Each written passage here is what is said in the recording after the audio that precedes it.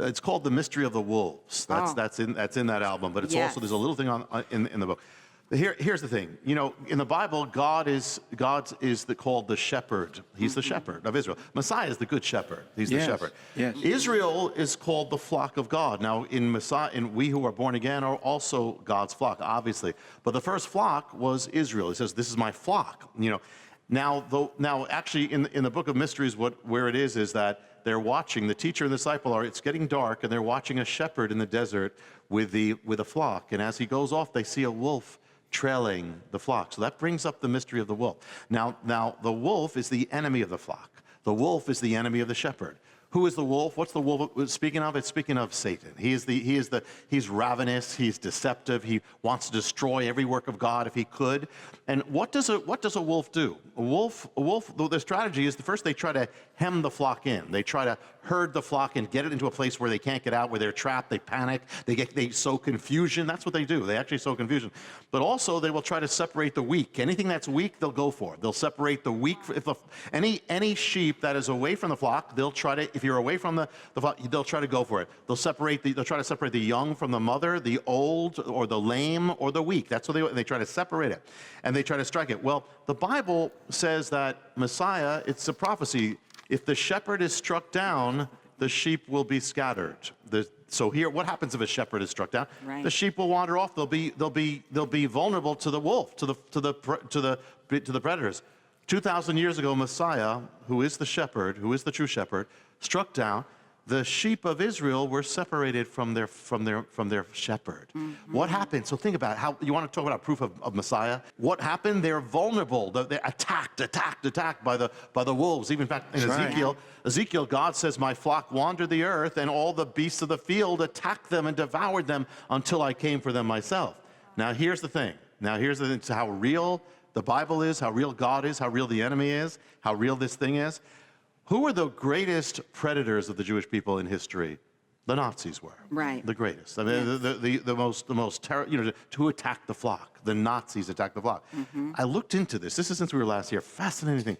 Looked into it and deeper into it. And first of all, their strategy was that of the wolf. What do? They rounded up the flock. They rounded up the Jewish people. They transported them. They used terror. And what did they do when they got to those camps? They separated the weak. They separated the old. They separated the mothers from the children. They did exactly what wolves do. Wolves. But here, look deeper. The founder of the Nazi Party, the German Worker Party was called, one of Hitler's idols was a man named Karl. His last name was Wolf. It was Karl Wolf. Wolf founded that. He persuaded that. One of the key founders who came up with the name Nazi Party was named Rudolf Jung. Rudolf means wolf. The chief of staff of the SS named Karl Wolf. The commander of the SS in Crimea was also, his name meant wolf. Hitler's secretary was named Johanna Wolf. The SS commandant of Auschwitz was called the Wolf. I mean, on and on. The deputy, Rudolf Hess, famous Nazi under Hitler, was called, his name means the Wolf. When I looked at a list of the worst Nazis, you see the name Wolf again and again and again. You have, who was the head of it? Who was the worst enemy? Hitler. Hitler was. Well, first of all, Hitler, one of the things about it, he named his headquarters, he named it Wolfschanz. He named another one Wolfschlucht. He named another one Werewolf. It's where he stayed during the war was called the Wolf's Lair. It was called the Wolf's Glen. He called his submarines the Wolf Packs. Well, in a Austrian village, a woman named Clara has a baby, calls him Adolphus or Adolf. Adolf means the wolf. Oh. Adolf means the wolf. The wolf. And so hear how real the Bible is. And then God says, when he says they're going to be attacked by all their enemies, but then he says, on that day, he says, I'm going to come looking for my flock, and on that day, I'm going to bring them back to Israel. I'm going to bring them back. The shepherd. And it's amazing. It's just when the wolf dies, when Nazis are defeated, when the wolves are, that's when God brings them all back to the land of Israel, the land of Israel. And in the end, the ultimate thing is, the ultimate thing is, so number one, this is real. We've got a real enemy, and we have to know it. We got a real enemy.